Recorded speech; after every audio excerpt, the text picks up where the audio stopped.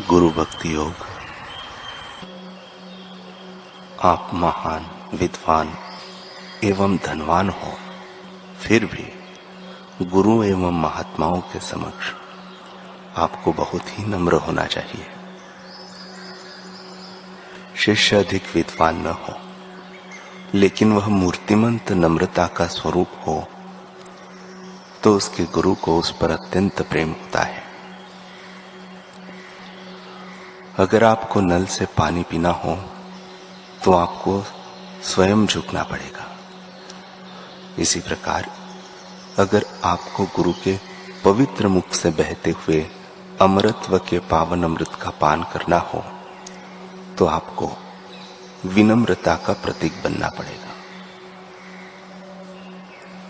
जो मनुष्य वफादार एवं बिल्कुल नम्र बनते हैं, उनके ऊपर ही गुरु की कृपा उतरती है। गुरु के चरण कमलों की पूजा के लिए नम्रता के पुष्प के अलावा और कोई श्रेष्ठ पुष्प नहीं है। श्रद्धा माने गुरु में विश्वास, श्रद्धा माने अपने पवित्र आचार्य एवं महात्माओं के कथन, वाणी, कार्यों, लेखन एवं उपदेशों में विश्वास।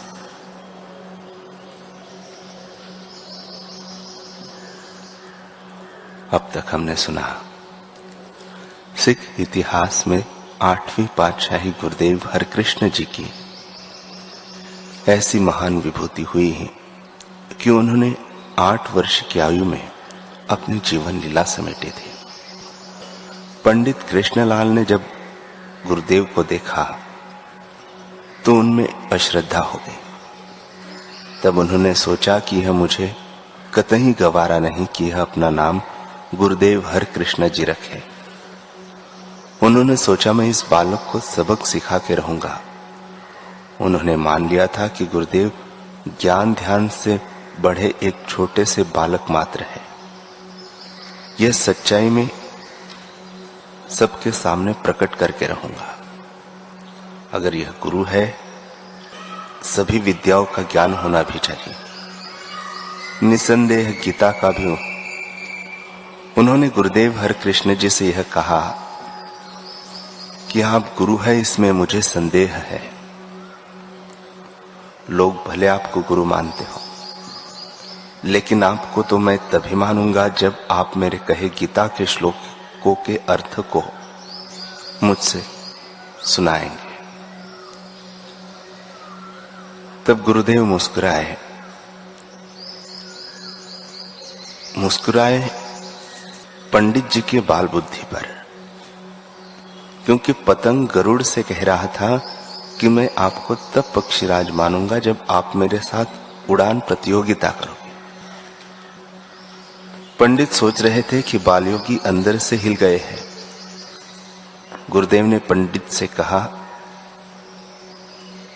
पंडित जी, आपकी राय हमें अच्छी लगी, लेकिन ऐसा करने पर भी आपकी शंका का निवारण पूरी तरह नहीं हो पाएगा। तब पंडित को लगा कि गुरुदेव बहाने कर रहे हैं। पंडित को लगा कि मेरी जीत निश्चित है।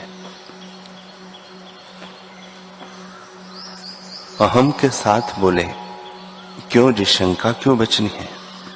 आप श्लोक का अर्थ बताओगे, बस हमारी सब शंका का समाधान हो जाएगा। गुरुदेव बड़ी नम्रता से बोले, आप जैसे विद्वान पंडितों के मार्गदर्शन में रहकर ही हमने गीता पढ़ी है, तो हमारे द्वारा अर्थ बताने में कौन सा आश्चर्य। क्यों न आप स्वयं ही कोई ऐसा व्यक्ति ले आए जिस पर आपको पूरी तसल्ली हो कि इससे तो ब्रह्मा जी भी नहीं बुलवा पाएंगे। हम उसी से ही आपको अर्थ सुनवा देंगे। हमारे विचार से यह अच्छा रहेगा। पंडित जी समझ नहीं पा रहे थे कि गुरुजी रास्ता बनाकर भाग रहे हैं या मंद बुद्धि के कारण अपने ही जाल में फंस रहे हैं।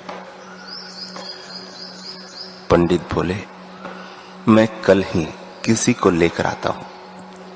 इतना कहकर वे चले गए। सीधा पहुंचे छज्जू राम के घर। छज्जू मंद बुद्धि होने के साथ गूंगा और बहरा भी था। उसे कल अपने साथ चलने के लिए पंडित जी ने तैयार कर लिया। रात भर अवश्यंभावी जीत की खुशी में पंडित को तो नींद ही नहीं आई। सुबह समय से पहले ही पंडित जी छज्जू राम को लेकर सभा में उपस्थित थे।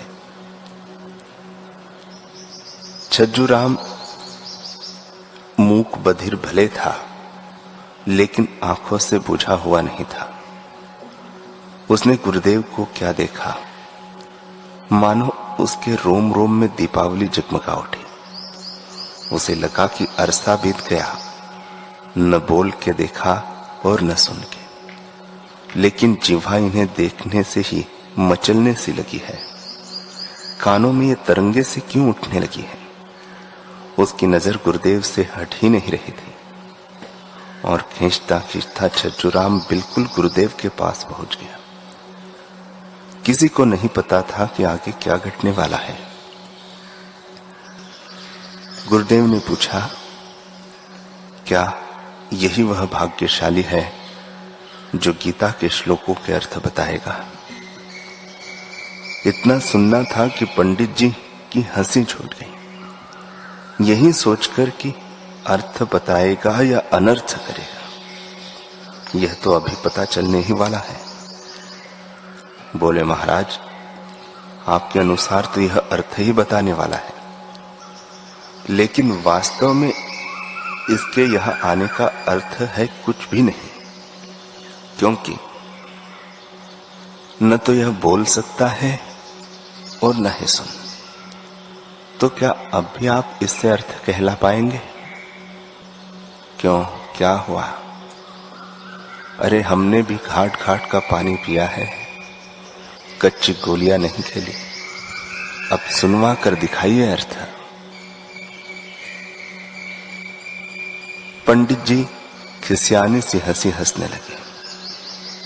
गुरुदेव ने कहा, आप ठीक कह रहे हैं पंडित जी, ऐसे तो मैं अर्थ नहीं करा पाऊंगा। पंडित जी ने कहा, लो जी, कर लो बात। बिना प्रयास किए ही मैदान छोड़ दिया। कहां गया आपका दावा, करवाइए न व्याख्या इससे। गुरुदेव ने कहा, पंडित जी, आप समझ ही नहीं रहे हैं, ऐसे व्याख्या कैसे हो पाएगी। पंडित कहता है, यही तो मैं कह रहा था कि सब पाखंड मचा रखा है, भरमा रखा है सबको। हार स्वीकार कर ली ना आपने अब। गुरुदेव ने कहा, हार जीत की तो बात ही नहीं है पंडित जी, बात तो केवल गीता के श्लोकों के अर्थ सुनाने की है। पंडित ने कहा, तो हाँ, नहीं सुनवा पाए ना आप, और नहीं आप स्वयं बोल पा रहे हैं। गुरुदेव ने कहा, आपने अभी तक गीता का कोई श्लोक नहीं बोला है, तो बिना श्लोक सुने मैं क्या अर्थ सुनाऊं या सुनवाऊं। चलिए श्लोक बोलिए, छज्जू राम अवश्य ही अर्थ सुनाएगा। पंडित जी ने यह सुना तो अवाक रह गए। क्या गजब ढिठाई है, हार मानने को तो तैयार ही नहीं है। बोलने में मुझे क्या है, बोल देता हूं। पंडित जी ने बड़ा बना संवार कर श्लोक गा दिया। इधर छज्जू राम ने देखा कि गुरुजी के हाथ में जो छड़ी थी वह उन्होंने उसके सिर पर रख दी। बस फिर क्या था, कमाल नहीं धमाल हो गया, गजब घट गया। सूखी लकड़ी हरी हो गई, बूझे दीपक में सूर्य नारायण जगमगा उठे। सदियों से सन्नाटे की वीरानगी सह रहे कर्ण छिद्रों में मानो शहनाइयां बज उठे। जुगों से गूंजी जुबान के तार छिड़ गए। जी हां, वह हो गया जिसकी न उम्मीद ही थी और न विश्वास। छज्जू बोल उठा, पंडित जी, 700 श्लोकों में से आपने एक ही श्लोक बोला और उसका उच्चारण भी गलत कर दिया। इसको ऐसे नहीं ऐसे बोलते हैं। छज्जूराम ने श्लोक क्या बोला, पंडित जी की तो बोलती को ही ताले लग गए। हाँ, यह मैं क्या देख रहा हूं? पागल हो रहा हूं या यही पंडित हो गया है, या फिर मैं कोई बुरा स्वप्न देख रहा हूं? हे कृष्ण, हे कृष्ण। छज्जूराम ने कहा, कृष्ण नहीं पंडित जी, गुरुदेव हर कृष्ण जी की जय कहिए। उनकी ही अद्भुत लीला का यह सब अंग है और आपका मुख तनिक खुला रह गया है, उसे बंद कर लीजिए। पंडित जी की रुलाई छूट गई। वे दौड़कर श्री गुरु कृष्ण जी के चरणों में लेट गए। मुझे माफ कर दीजिए गुरु जी, मैं तो बाल बुद्धि हूं, कहता रहा, लेकिन आप तो सच में सबके महागुरु हैं। आप सच में कृष्ण ही हैं, मैं जान गया प्रभु। आपको बच्चा समझने की भूल कर रहा था, लेकिन आप मुझे नादान बच्चा समझकर अपना लीजिए। क्षमा कीजिए प्रभु, क्षमा कीजिए। उन्हें कंधे से पकड़कर गुरुदेव ने बैठाया और बोले, गुरुजनों को सच में समझना चाहते हो तो उनसे ज्ञान को प्राप्त करो, फिर ही आपको मर्म समझ में आएगा और वह समझ चिरस्थायी होगी। वह समझ धुंध में धुंधली नहीं पड़ पाएगी। तभी आप वास्तविक पंडित बनेंगे, वास्तविक भक्त बन पाओगे।